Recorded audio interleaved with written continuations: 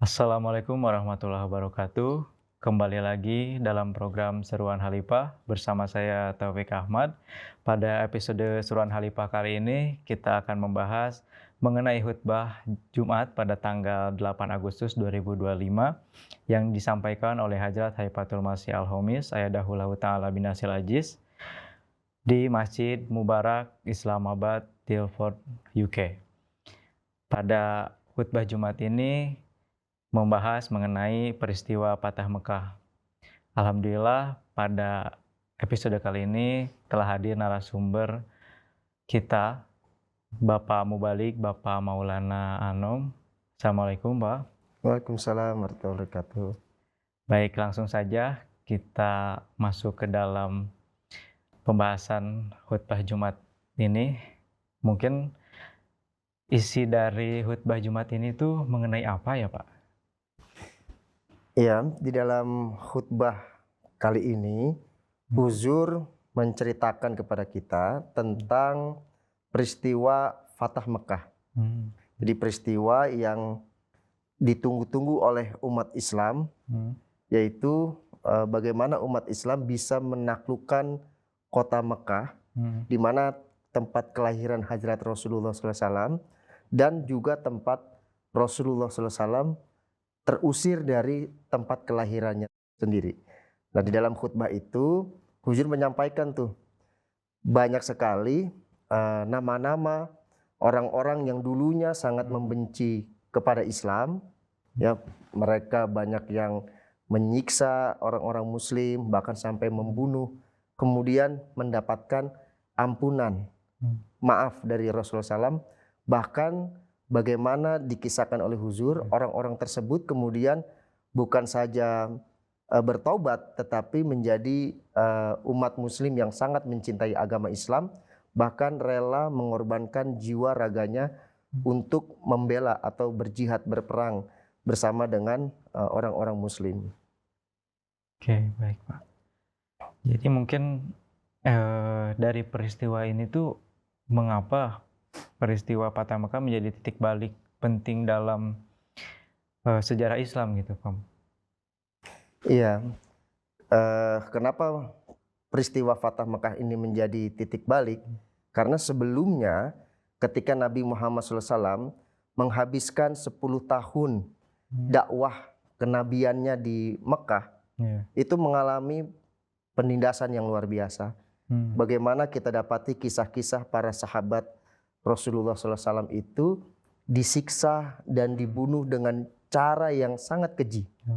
Hingga saking mereka tidak kuatnya, mereka meminta untuk berhijrah, meninggalkan kota Mekah, mencari tempat baru yang aman untuk mereka bisa beribadah, gitu ya. Kemudian juga Nabi Muhammad SAW akhirnya pun berhijrah dari tanah kelahirannya ke Madinah. Sudah sampai di Madinah pun orang-orang kafir yang ada di Mekah berusaha untuk membunuh orang-orang Islam yang berada di Madinah dengan berbagai macam cara. Nah, di antaranya adalah terjadi peperangan-peperangan. Yang pertama adalah peperangan yang besar, kita ketahui ada perang Badar di sana, umat Islam menang. Kemudian disusul dengan perang Uhud, di mana Islam mengalami banyak sekali kesulitan, ya, dan bisa dikatakan umat Islam pada saat itu mengalami kekalahan. Kemudian terjadi juga sampai pada perjanjian Hudaybiyah, ya, di mana ketika Rasulullah SAW dengan para sahabat ingin melakukan ibadah haji, kemudian tidak diizinkan dan harus pulang. Itu terjadi pada 6 Hijrah. Kemudian di tahun 8 Hijrah atau 8 tahun Nabi Muhammad SAW berada di Madinah, barulah bisa terjadi Fatah Mekah, di mana umat kafir di Mekah merasa takut dengan kedatangan umat Islam, sehingga pada saat itu para pemimpin kafir yang biasanya mengolok, mengejek, menghina, bahkan membunuh orang Islam, akhirnya kabur, ya, meninggalkan tanah kelahiran mereka sendiri. Nah, itu makanya peristiwa itu kenapa dijadikan titik balik Islam, karena itu kebangkitan Islam itu dimulai dari Fatah Mekah itu. Ya, baik, Pak. Mungkin dari melihat dari sikap Rasulullah mungkin ya Pak, bagaimana sih sikap Rasulullah ketika menghadapi orang-orang yang dulunya itu menentang keras gitu, ketika terjadi Fatah Mekah ini? Ya, ini sangat menarik sekali. Hadrat Rasulullah SAW sangat berbeda dengan pemimpin-pemimpin umat sebelum Nabi Muhammad SAW. Kalau biasanya seorang pimpinan setelah berhasil menaklukkan sebuah wilayah, maka dia akan membunuh semua pemimpin yang ada. Karena kekhawatirannya cukup beralasan. Kalau pemimpin tersebut dibiarkan hidup, suatu saat dia akan melakukan balas dendam, perlawanan. Maka kebiasaan kebudayaan Arab pada saat itu kalau mereka menang perang, pasti pimpinan musuhnya itu akan dibunuh. Tetapi itu tidak dilakukan oleh Nabi Muhammad SAW. Nabi Muhammad SAW dalam tarikh itu dijelaskan bahwa seluruh penduduk di Mekah itu mendapatkan perlindungan, keamanan dari Nabi Muhammad SAW. Kecuali ada beberapa orang yang memang sampai pada taraf kemenangan di Mekah, mereka tetap melakukan upaya-upaya untuk menentang Islam. Barulah dibentuk pasukan untuk mengejar mereka. Tetapi itu pun Nabi Muhammad SAW masih membuka pintu maaf gitu ya. Pintu pengampunan, pertobatan. Kenapa Nabi Muhammad SAW melakukan hal itu? Karena Nabi Muhammad SAW ingin adanya konsolidasi, ingin adanya kedamaian, supaya tidak ada dendam. Karena kalau perang itu biasanya kalau kita berhasil membunuh seseorang, nah orang itu punya anak, anak itu pasti akan menuntut balas terhadap kematian ayahnya. Nah itu Rasulullah SAW tidak ingin hal itu terjadi. Ya, jadi kemungkinan itu akan diputus oleh Rasulullah SAW dengan kebijakan beliau, yaitu memberikan ampunan, memberikan maaf. Dan juga Rasulullah SAW ingin mempersatukan ya masyarakat Arab secara cepat. Kalau misalnya pemimpin-pemimpin itu kan memiliki keluarga yang sangat besar, jika diberikan pintu maaf, maka persatuan itu akan dapat cepat terjadi gitu. Nah itu adalah upaya-upaya perdamaian yang dilakukan oleh Rasulullah SAW ketika Fatah Mekah. Nah, baik. Jadi Fatah Mekah ini tuh jadinya revolusi besar gitu bagi Islam ya. Oh. Mungkin mengenai revolusi nih, Pak Mu. Apa sih makna revolusi yang dialami para pemimpin Quraisy ini setelah menerima Islam? Ya, revolusi kan artinya perubahan ya. Ketika Nabi Muhammad SAW berbeda di dalam menangani kemenangan, ya, itu sudah menjadi sebuah pukulan yang sangat telak bagi musuh-musuh Islam, dan juga pelajaran yang sangat berharga ya bagi dunia. Bagaimana seorang pemimpin ketika berhasil, dia tidak takut kalau suatu saat orang yang dimaafkan itu akan membalas dendam. Bahkan sebaliknya, dengan ajaran Islam, ya, kebiasaan yang tadinya akan ada dendam dan membunuh terus-menerus, itu dihilangkan oleh ajaran Islam. Berubah menjadi kecintaan yang luar biasa kepada agama dan kepada Allah Ta'ala. Jadi apa yang dirasakan oleh para pemimpin-pemimpin kafir Quraisy ketika terjadi Fatah Mekah adalah mereka merasakan bahwa Islam ini membawa cahaya baru bagi mereka. Islam ini membawa metode baru di dalam peperangan. Jadi kalau seseorang atau suatu kaum memenangkan peperangan, biasanya terjadi pembantaian. Ini tidak. Ini adalah terjadi bagaimana rekonsiliasi yang baik antara yang menang dengan yang kalah untuk menciptakan sebuah peradaban yang lebih baik. Oke, baik. Mungkin selanjutnya itu apa sih yang membuat musuh-musuh Islam saat ini bisa luluh dan menerima kebenaran gitu? Iya, apa yang kemudian membuat ya para pemimpin kafir Quraisy kemudian memilih untuk bergabung ke dalam Islam. Kalau kita menyimak apa yang disampaikan oleh khutbah huzur ya, itu kan banyak pemimpin-pemimpin kafir Quraisy yang ketika Islam menang, mereka mencoba untuk kabur.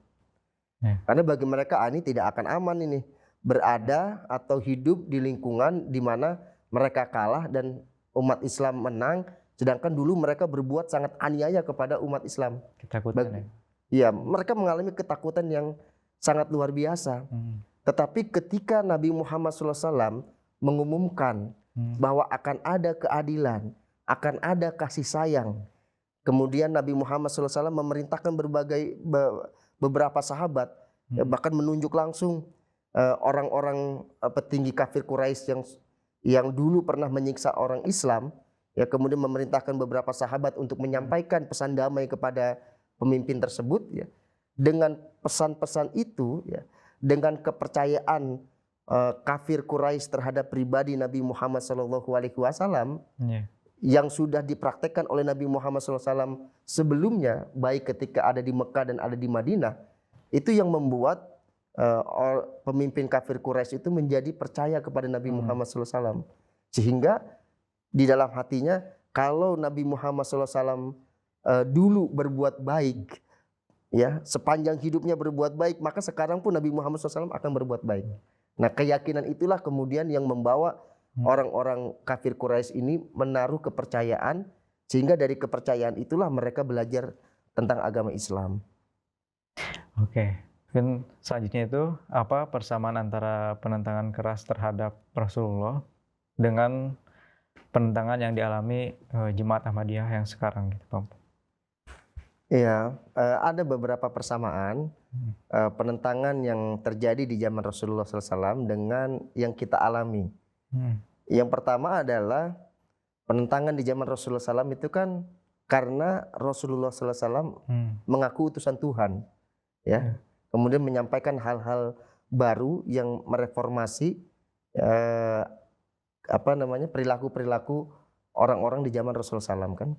Nah, kita juga ditentang pada saat ini dengan kondisi yang sama, yaitu apa?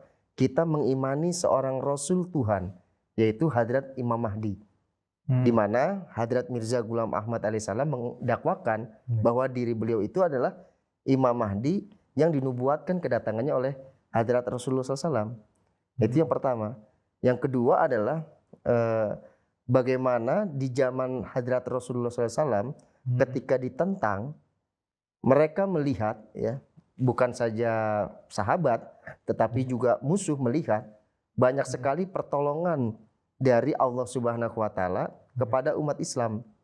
Makanya ketika Fatah Mekah terjadi, salah satu yang membuat pemimpin terutama dari kaum kafir Quraisy itu mau menerima Islam bagi mereka adalah karena mereka melihat begitu banyaknya pertolongan yang datang kepada umat Islam.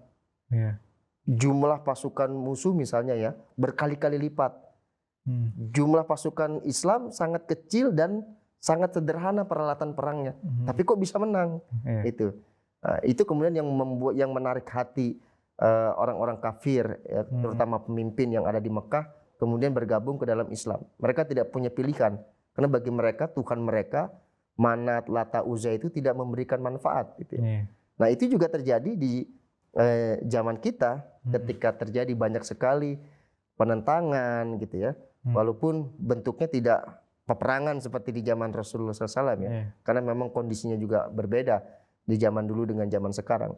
Tetapi penentangan berupa penyiksaan terjadi, pembunuhan juga terjadi, pemboikotan juga terjadi, gitu, ya, kepada kita Jemaat Ahmadiyah. Dan kita melihat walaupun Jemaat Ahmadiyah pada satu masa diserang oleh ratusan ulama, gitu, bahkan sedunia menyerang Jemaat Ahmadiyah, tapi Jemaat Ahmadiyah kita lihat dari tahun ke tahun semakin berkembang, baik dari segi jumlahnya dan juga dari segi semuanya, ya, dari segi sarana prasarananya pun di seluruh dunia berkembang dengan pesat. Oke, jadi mungkin kalau zaman dulu itu lebih ke tauhid, ya, tauhid, terus kemudian banyak pertolongan-pertolongan. Begitu juga dengan sekarang, ditentang, semakin ditentang, tapi pertolongannya semakin banyak yang dialami oleh kita, gitu. Nah, mungkin selanjutnya nih, Pak Mu, mengapa sih justru dalam kondisi penuh penentangan, Allah sering memberikan kemenangan dan kemajuan kepada orang-orang yang beriman gitu. Iya, karena Allah Subhanahu wa taala sendiri yang menyampaikan dalam ayat-ayat Quran bahwa seseorang itu belum diakui sebagai orang beriman sebelum dia mengalami ujian dan sebelum dia memenangkan ujian itu gitu. Nah, ketika seorang muslim ya, dia berpasrah kepada Allah taala, ketika dia menerima ujian ya, pada dasarnya Allah taala pasti akan menolong gitu. Baik itu dalam kondisi yang biasa maupun dengan kondisi yang sangat berat. Pasti pertolongan Allah taala itu akan hadir bersama dengan dia. Karena kita beriman kepada hadrat Imam Zaman ya. Allah Subhanahu wa taala sendiri yang berkehendak menurunkan Imam Zaman itu kan. Tugas kita hanya beriman. Ketika Allah taala menurunkan ya, Allah taala pun tahu akan ada ujian di sana. Kan tidak mungkin Allah taala tidak mempersiapkan bantuannya kan. Sebagai bentuk keadilan dari Allah taala itu sendiri, ketika ada ujian pasti dibarengi dengan adanya pertolongan. Maka setiap kita diuji sebenarnya tidak perlu khawatir, tinggal kita berpasrah kepada Allah taala melalui apa? Sabar dan sholat gitu.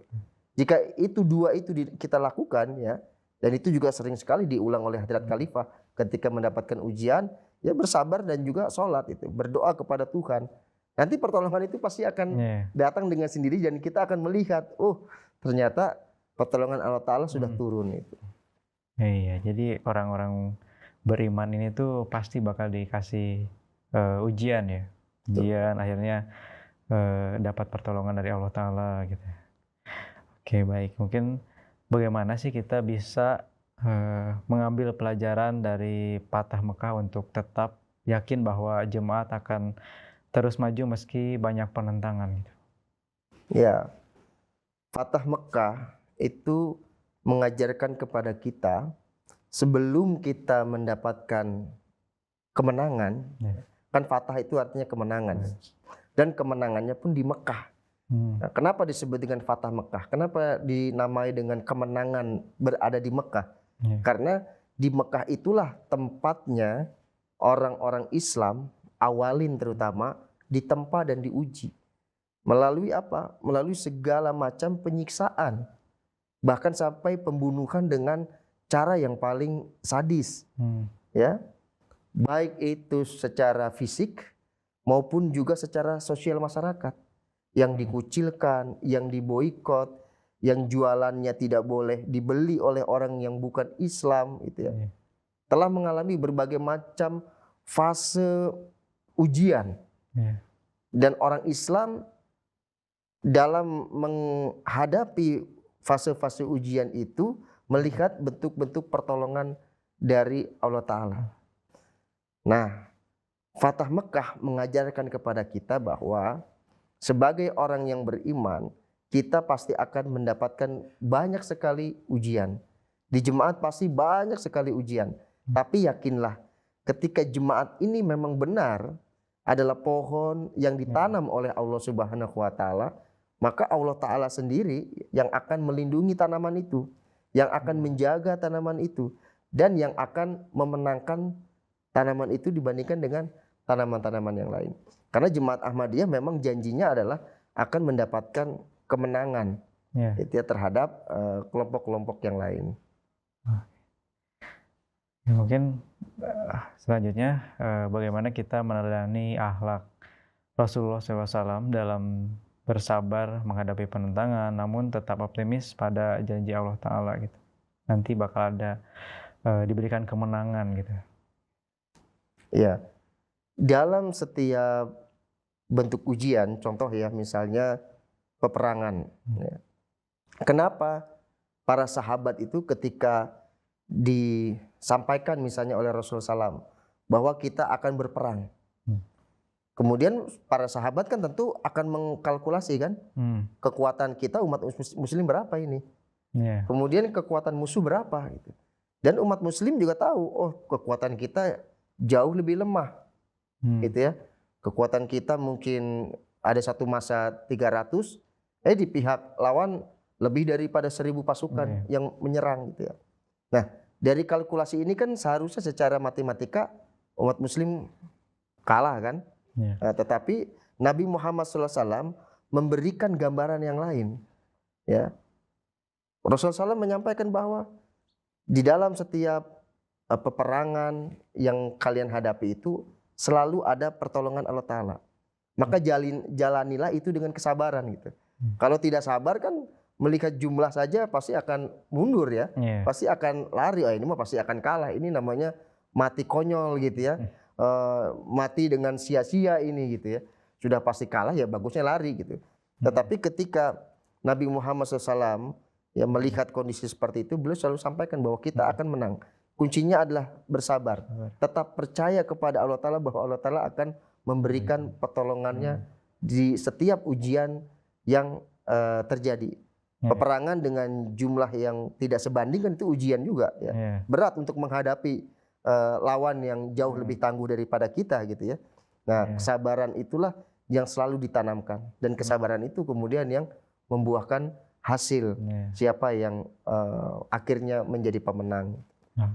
Jadi setiap penentangan itu harus dihadapi dengan kesabaran gitu ya. Harus.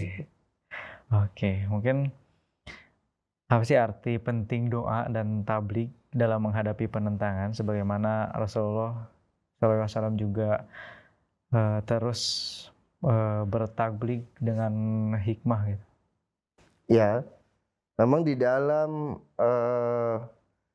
dakwah gitu ya, menghadapi penentangan atau bertablik ya, kalau bertablik di tempat-tempat yang baru gitu ya, yang belum dikenal, atau tempat-tempat yang memang misalnya di sana sudah banyak pemuka agama, itu memang pasti akan menghasilkan penentangan-penentangan sebagai bentuk konsekuensi kita ya ketika bertablik. Sama seperti Hazrat Rasulullah SAW ketika beliau bertablik ke Taif ya. Ke Taif itu sebuah kota yang kotanya itu cukup kuat ya. Dengan pemerintahan yang cukup kuat ya. Sukunya pun suku yang kuat, punya benteng-benteng yang kuat. Rasulullah SAW bertablik ke sana. Apa yang didapatkan oleh Rasulullah SAW? Beliau tidak diterima. Itu ya. Bahkan beliau dilempari dengan batu kan hingga berdarah.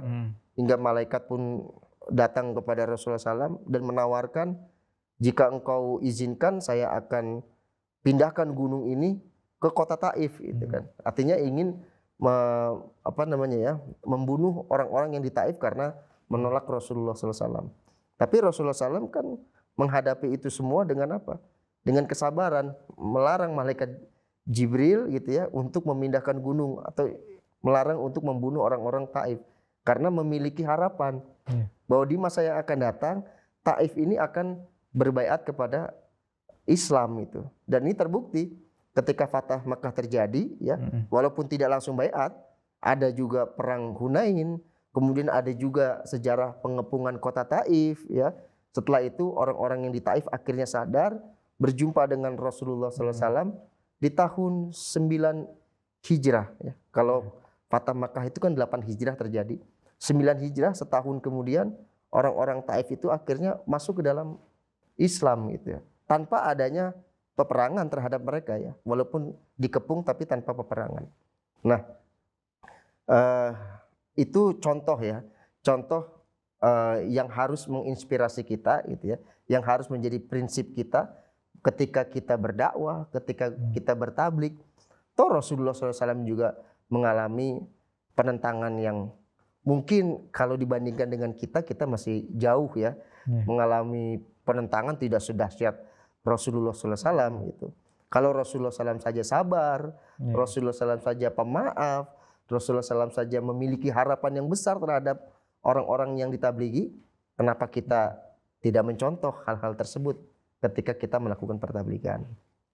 Oke, baik. Alhamdulillah kita bahas mengenai topik pada hari ini, yang mana kita telah menjelaskan sedikit tentang Fatah Mekah.